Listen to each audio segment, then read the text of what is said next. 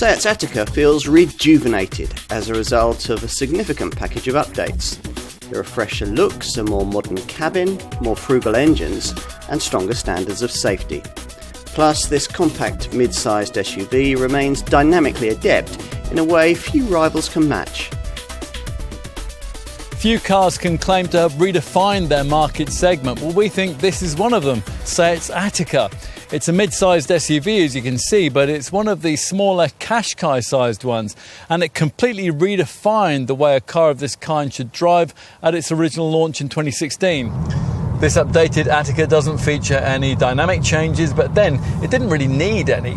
You wouldn't expect a relatively affordable mid-sized family SUV of this kind to be very good to drive, but as you'll discover when you hit a few twisty roads in this Seat, a pleasant surprise is in store with this one. Drive at 7 or 8 tenths and there's actually pretty much no difference between the dynamic responses that you'll get from this Ateca and from those of the Leon hatchback that it's based on. Only when you really push on more aggressively than an average owner ever would do you realise the limitations of this model's high stance and the relatively basic torsion beam suspension system which comes fitted to most models. Ultimately, though, what's been achieved here continues to impress us, and it's all proof that relatively lightweight, a simple, firmly structured chassis and feelsome electric power steering can be enough in the hands of the right engineers to create a confident and engaging package. The engines help too. The mainstream range is built primarily around 2 petrol units, an improved 1 litre TSI power plant with 115 PS, and the preferable 1.5 litre TSI Evo engine with 150 PS that more customers are likely to want. That's the one that we're trying here. With this larger engine, if you stick with a manual gearbox rather than the optional DSG automatic transmission, the WLTP stats suggest that up to 45.6 miles per gallon on the combined cycle and up to 142 grams per kilometre of CO2 are possible. There are no electrified petrol options, so if you want to do better, you'll need the brand's latest 2 litre diesel power plant. It is cleaner and more frugal than before, and it's offered in 115 PS and 150 PS forms. Mainstream Atecas, as before, are primarily front-driven. Seat's 4-drive all-wheel drive system is still reserved for the pricier models. You will get that 4x4 option with the top 2 litre TDI 150 PS diesel unit, and all-wheel drive traction is mandatory on the 2 performance-orientated flagship petrol versions, both of which use the usual VW Group 2 litre TSI petrol turbo engine. Choose that either in 190 PS form, or if you go for the fastest Cupra variant, in an extremely rapid 300 PS guise. This Ateca's designer, Alejandro Mezonero Romanos, says that this is a car that could only have been created in Barcelona. Well, perhaps, but what's important is that this Seat remains a decently good-looking thing.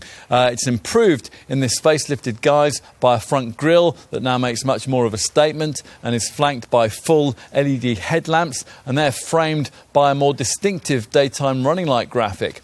It's a bit different at the back too, where the Ateca gains full LED tail lamps that on top variants feature trendy sweeping indicators.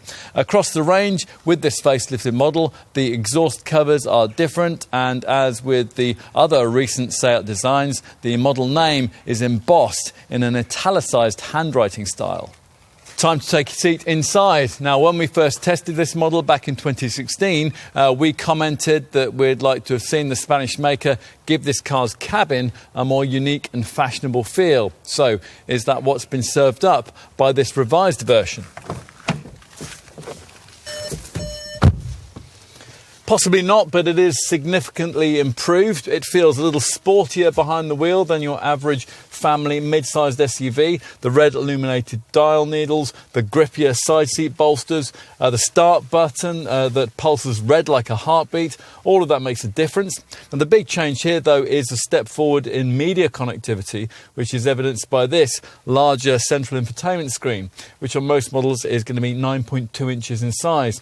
The improved graphics allow users to select a split screen that will enable you to, for example, display navigation, audio audio and phone settings all at the same time. And key features include an embedded eSIM, which means that the Ateca will never lose its connection to the digital world. Other cabin changes include a redesigned and freshly upholstered 4-spoke steering wheel, plus smarter stitched door panels, and the previous rather sombre atmosphere is lifted by matte finish surrounds for the air vents, for the gear lever and for the climate controls and the infotainment system. The very priciest models get a 10.25-inch instrument binnacle screen, and as before, the driving position is quite commanding, and build quality seems robust too, and there's plenty of space to put things. Let's take a seat in the rear. Now, the rear doors are a good size and they open wide enough to make access easy. Plus, as with all mid-sized SUVs of this kind, a higher roofline than you'll get on a comparably priced Focus or Leon-sized hatch means that it's easy to reach in and strap kids into their child seats.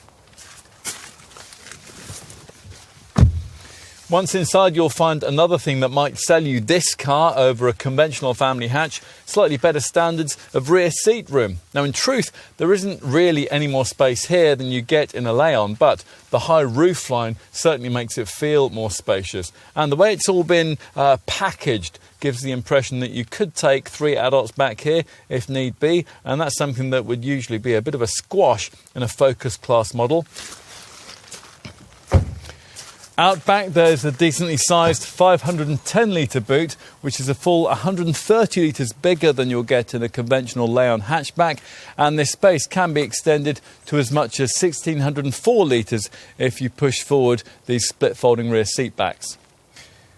If you didn't already want an Ateca, then there's nothing added as part of this mid-term update that would radically reposition this car in your thinking. But if you were approaching the purchase of one of the smaller, volume brand, mid-sized SUVs with an open mind, and you tried the improved version of this Seat, then we think you'd like what you'd found. This Ateca now feels like an up-to-the-minute crossover rather than one launched half a decade ago. Now, that's the object of any facelift, but not all of them achieve that goal. The engine changes are probably most significant, with greater economy and lower emissions for the base petrol and diesel units that most Ateca buyers will want. But we think this car's biggest selling point will continue to be something that really hasn't been affected one jot by this update: driving dynamics. This is still that rarest of things, a car of this kind that's great to drive. Long may that continue.